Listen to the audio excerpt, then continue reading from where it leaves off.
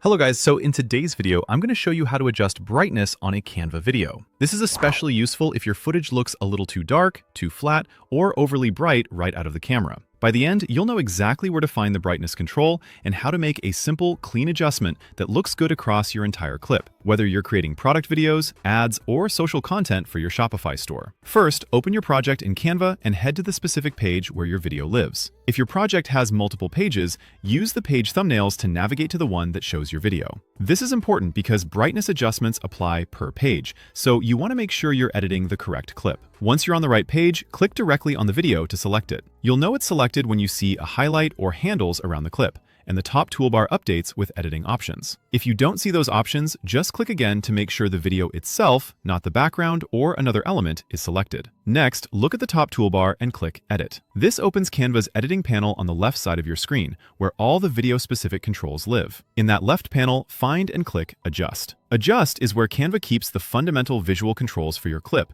including brightness, contrast, and other settings that affect how polished your video looks. Inside Adjust, look for the brightness slider. This is the control that affects how light or dark your video appears overall, making it a key tool for improving clarity and visibility. Now, gently drag the slider to the right to make the video dimmer. Move in small increments and watch the live preview in the canvas as you go. Subtle changes usually look more natural, especially for product shots, so ease into it and pause for a moment to see how the image settles before moving further. As you drag the slider, pay attention to the overall exposure of the scene. If your highlights look blown out, like white areas losing detail, or your shadows are getting muddy and hard to see, nudge the slider back toward the center until details return. The idea is to reach a point where the video looks intentional and consistent, not too dark or washed out, which helps your content feel more professional and trustworthy. If you go too far, simply drag the slider back toward the original position until you're happy with the balance. Take a quick look across a few frames of your clip. Even though the change applies to the whole video on that page,